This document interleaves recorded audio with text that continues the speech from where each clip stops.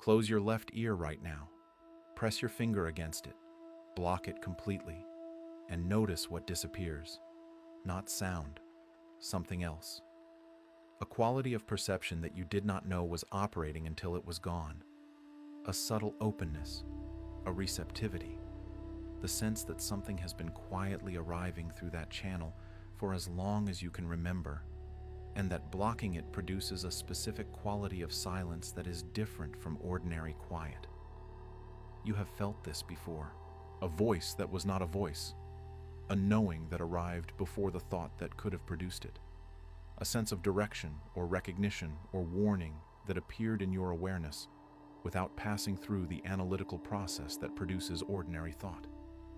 Something that felt like it came from somewhere else, from somewhere further than the inside of your own head. It arrived in your left ear, not your right, not both equally, not from the center of the skull where analytical thought operates, from the left, from the channel that the Gnostic tradition and the Hebrew tradition before it, and the contemplative traditions of every culture that mapped the architecture of human perception, consistently identified as the one ear that the monad can reach directly. The Archon system knows this, and it has been doing everything possible to keep you from knowing it. Jesus knew exactly which channel the monad uses. He taught it to his inner circle, and the teaching was buried not because it was obscure, but because it is one of the most practically threatening pieces of knowledge a chosen one can carry. If you know which ear the monad speaks through, you can listen on purpose. You can stop filtering the signal through the analytical layer that the Archon system controls. You can receive what the monad has been sending your entire life without knowing it was being sent. Tonight, you learn which ear, and what to do the moment the signal arrives. Before I give you the activation practice, you need to understand what makes the left ear different from the right ear at the neurological level, because the monad's use of this specific channel is not arbitrary, it is precise. And the precision maps exactly onto what neuroscience has documented about how the two ears process frequency differently. The left and right ears do not send sound to the same hemisphere of the brain. The right ear connects primarily to the left hemisphere, the analytical, linguistic, sequential processing hemisphere, the hemisphere that produces thought in language, the hemisphere that filters, categorizes, and analyzes incoming information before it reaches conscious awareness, the hemisphere where most of what you call thinking happens.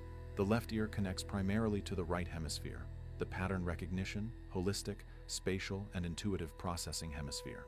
The hemisphere that processes information as whole patterns rather than sequential analysis. The hemisphere where meaning arrives as recognition rather than as conclusion. The hemisphere that receives music as a felt experience before the analytical mind has assessed its technical components. This neurological architecture means that information arriving through the left ear reaches a processing pathway that is fundamentally different in character from the analytical pathway the right ear uses. The right ear delivers information to analysis. The left ear delivers information to recognition.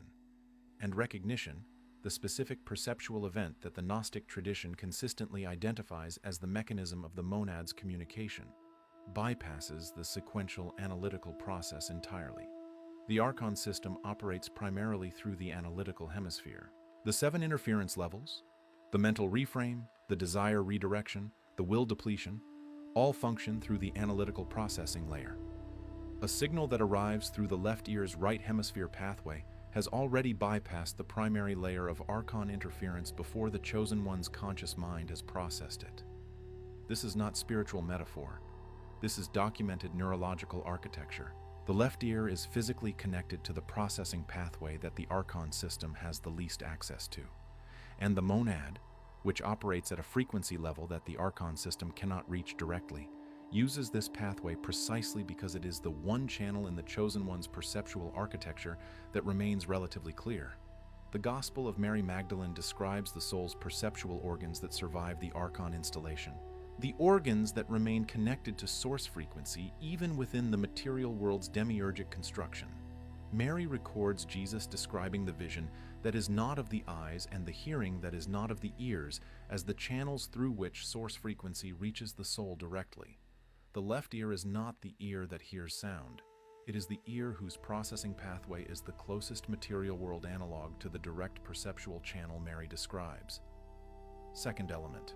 What the Hebrew tradition, the Gnostic texts, and the contemplative traditions that preserve this knowledge all document about the left ear as the ear of direct divine communication, and why all three traditions were suppressed by the same institutional forces.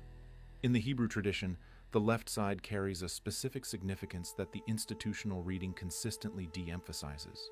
The Hebrew word for left, smol, appears in contexts of direct divine presence, of the receiving of revelation, of the soul's encounter with the source that cannot be reached through intellectual process alone.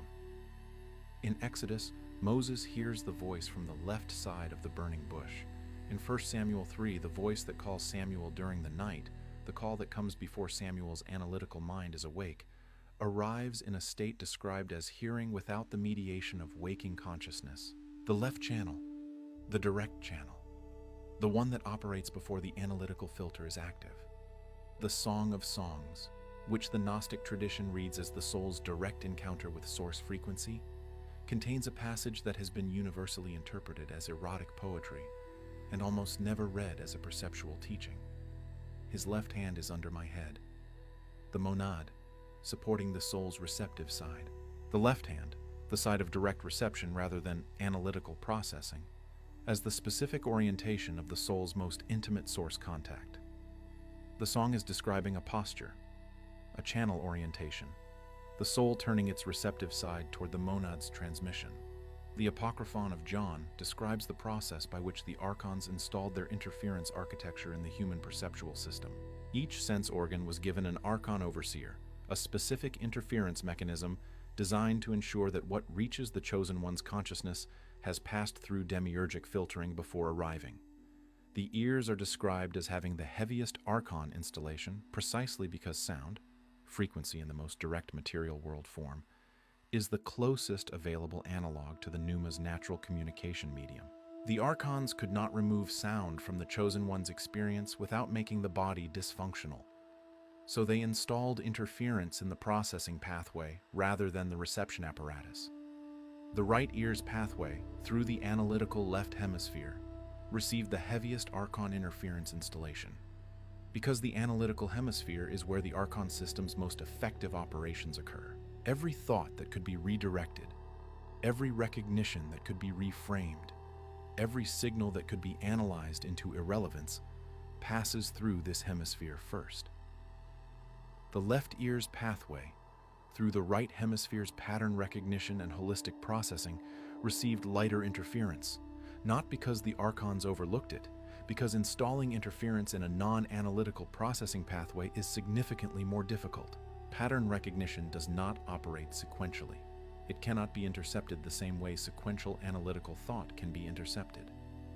A knowing that arrives as a whole pattern, before language, before analysis, before the sequential thought that the Archon reframing apparatus requires, reaches the chosen one's awareness before the interference can engage. This is why chosen ones consistently describe the monad signal as arriving before thought, not as a thought that occurs. As something that is already known before the thinking about it begins, the left ear's pathway delivers the signal to the hemisphere that processes it as pattern recognition rather than sequential analysis, and the pattern is recognized before the Archon interference can intercept.